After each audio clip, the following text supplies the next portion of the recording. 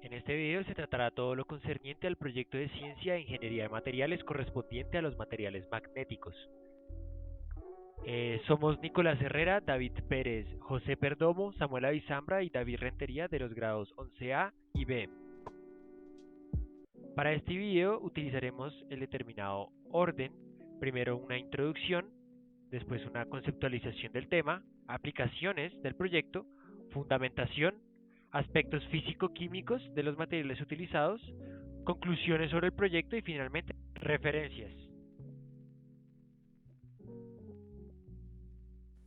Bueno, para comenzar con la introducción, les voy a hablar sobre los beneficios de los imanes y su importancia para el desarrollo de la sociedad actual. Bueno, para comenzar debemos saber que los imanes no necesitan ninguna fuente de alimentación.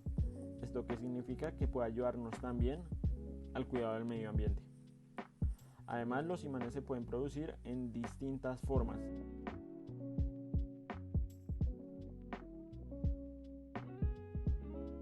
Bueno, ahora lo que corresponde a la parte de la conceptualización, donde vamos a aclarar unos conceptos bases para lograr entender el proyecto de una mejor manera.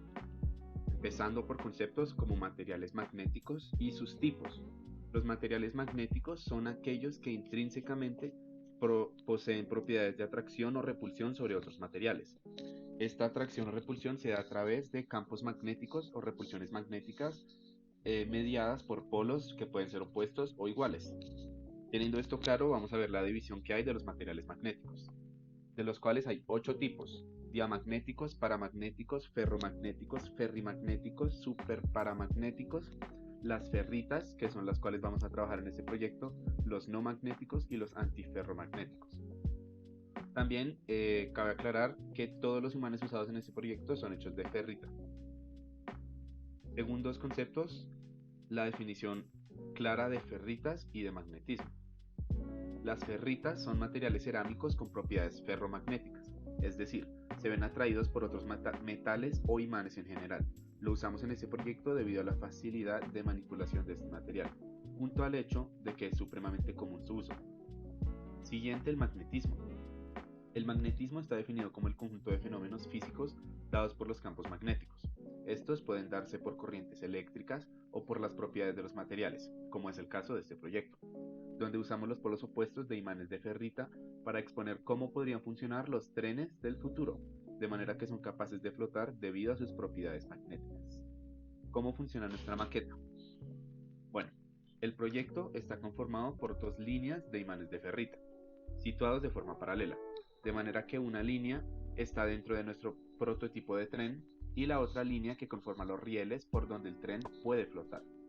Puesto que los imanes de ferrita están distribuidos de forma que sus polos sean iguales tanto arriba como abajo, y al ser todos los imanes iguales, tienen un campo igual, y por lo tanto las fuerzas de empuje se cancelan entre sí, logrando que el tren flote por las propiedades intrínsecas magnéticas de la ferrita. Este caso es de magnetismo inherente a la electromagnética, puesto que no hay ninguna corriente involucrada en nuestro sistema. De ser ese el caso, podríamos manipular el movimiento del tren a través de las corrientes eléctricas ya mencionadas. Y aquí en la foto son los imanes de ferrita en general que usamos para el tren, tanto para los rieles como para la base.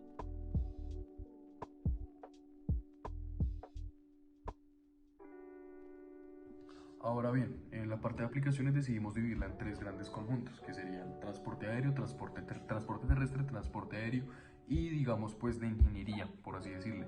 Entonces en transporte terrestre se encuentran digamos vías férreas y transporte público y privado. En transporte aéreo serían aviones y helicópteros, y pues en la ingeniería serían equipos médicos y de laboratorio. Pues obviamente también aplicaciones de la ferrita, pero pues más adelante pues lo veremos. Entonces, empezando con movilidad terrestre, tenemos el motor de inducción. Como podemos ver en la imagen de la derecha, el eje del motor se inserta en el rotor de jaula. ¿Qué pasa?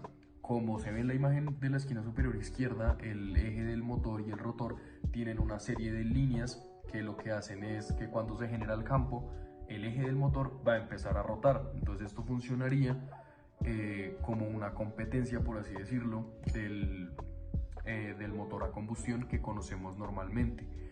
Este motor, si no estoy mal, la compañía de automóviles eléctricos, Tesla lo utilizó en algunos de sus modelos. Ok, entonces para las vías férreas lo que se puede hacer es, digamos, lo que nosotros hicimos para nuestro proyecto. Entonces, se supondría que teníamos una serie de imanes en esta, digamos aquí, en función de los rieles, y digamos que el carro pues estaría encima con dos imanes de la misma polaridad, bueno, dos imanes no, con una serie de imanes de la misma polaridad que la de los rieles, pues para que obviamente haya movimiento. Esto pues disminuiría las emisiones de carbono al medio ambiente. Ahora bien, para el transporte aéreo, digamos que podríamos suprimir o suplantar ese motor pues, de inyectores y de bujía, pues obviamente para generar menos emisiones, como ya se mencionó, y simplemente podríamos cambiar, digamos, el material del compresor por un material magnético, y que también, digamos, el material que cubre el compresor con otro material magnético de la misma polaridad, y pues esto generaría pues una serie de rotaciones que no necesitarían de combustibles fósiles. Pues ahí en las imágenes se puede ver más claramente lo que se está explicando, el compresor, las bujías y los inyectores que se podrían cambiar, y pues simplemente poner magnetizadas el compresor y digamos lo que recubre pues a la turbina para que se genere la rotación. Ahora, para la ingeniería, los equipos médicos, el COL2 es un equipo muy conocido, un equipo de laboratorio muy conocido. Se utiliza para coagular muestras de sangre, la que lo requieran. ¿Y cómo lo hace? Entonces, pues obviamente está la sangre en el tubo, en la muestra, se mete en los huecos que se ven en la imagen, y pues este empieza a girar con un balín adentro. El balín está hecho de ferrita o de un material magnético, creo que sí es ferrita. ¿Y qué pasa? Cuando se empieza a mover el campo magnético, aumenta o empieza a traer todos los residuos o la parte sólida de la sangre. Pues eso se utiliza en laboratorios. Y pues las propiedades o las aplicaciones de la ferrita en la actualidad básicamente es hacer imanes y magnetizar otras cosas, magnetizar otros materiales.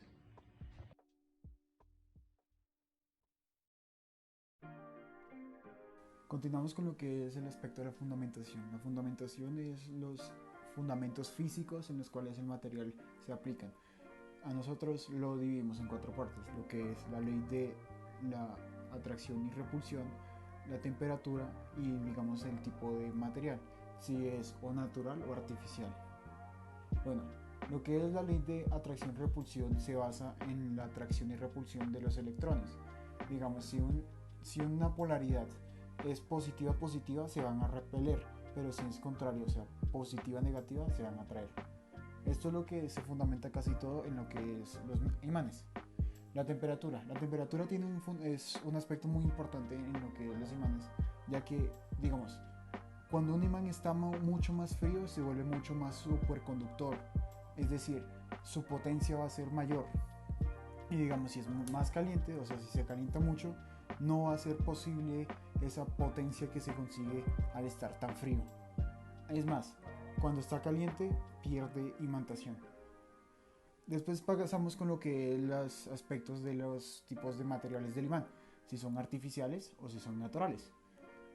Cuando un imán es natural, la característica más importante es que son permanentes, es decir, no van a perder su fuerza a pesar de algún cambio en su ambiente, o sea, a pesar del tiempo siempre van a tener la misma potencia. Y los artificiales pues como su nombre lo indica, son creados por el humano, pero la característica importante es que no son permanentes, siempre van a tener, durante un estado de tiempo van a perder esa potencia de imantación.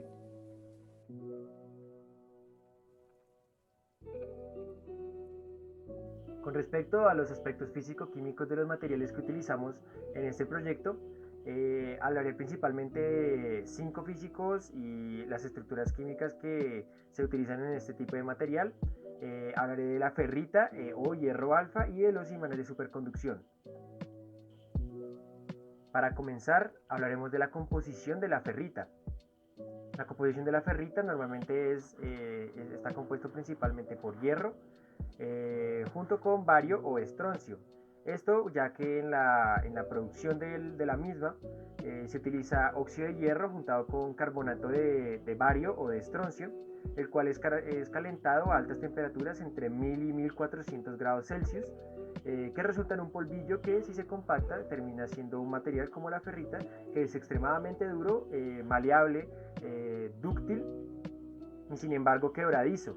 Es por esta forma como se produce que se le llama un material cerámico. Sin embargo, lo que caracteriza a la ferrita es su capacidad magnética. Tiene una propiedad llamada permeabilidad magnética que le permite almacenar campos electromagnéticos de una forma más sencilla o más eficiente que otros materiales electromagnéticos, lo cual la hace muy apetecida en las industrializaciones cuando se requiere, en el ámbito industrial, en cuanto se requiere imanes con una densidad electromagnética baja y que sea de un precio accesible o barato. En cuanto a la composición química de la ferrita, tiene una estructura química centrada en el cuerpo, es cúbica y que posee un porcentaje de carbono, si bien existente, prácticamente nulo. Con respecto a los imanes de superconducción, cabe aclarar que en realidad no son un tipo de material como tal, sino es la forma en la que usted puede hacer de un material un poco más efectivo. Los imanes de superconducción son realmente materiales magnéticos que son enfriados a temperaturas criogénicas, que sería el punto de ebullición del nitrógeno líquido. En este proyecto no se utilizaron los imanes de superconducción, gracias a que pues, el nitrógeno líquido es un material complicado de conseguir. Sin embargo, mencionamos las características para que sepa que este material, o bueno, esta forma de potenciar un imán, se utiliza más bien en la industrialización y en ese tipo de proyectos, pero a gran escala.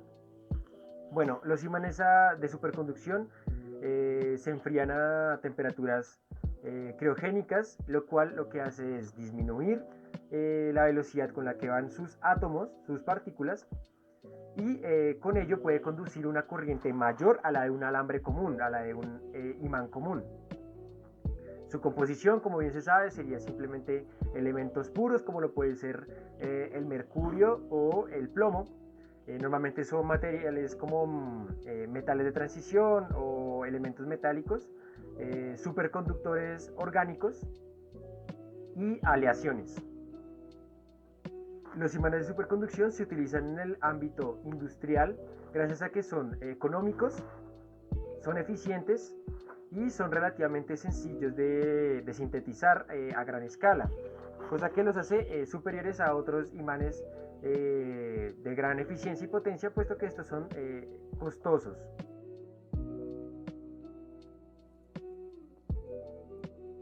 Bueno, nos hemos dado cuenta que los imanes son muy interesantes, pero ¿en qué? Para esta conclusión utilizaremos lo que es los 4 aspectos importantes que hemos tratado en toda nuestra presentación. Lo que es la economía, lo que es como una alternativa en movilidad, como lo que es en medio ambiente y también en su eficiencia. Como economía, nos hemos dado cuenta que un carro que utiliza gasolina gasta mucho, pero imagínense un carro en base en imanes, o sea, el gasto en gasolina va a ser nulo, no va a existir. Esto es lo que podemos, como al utilizar imanes no vamos a gastar tanto en lo que es la producción de combustibles fósiles.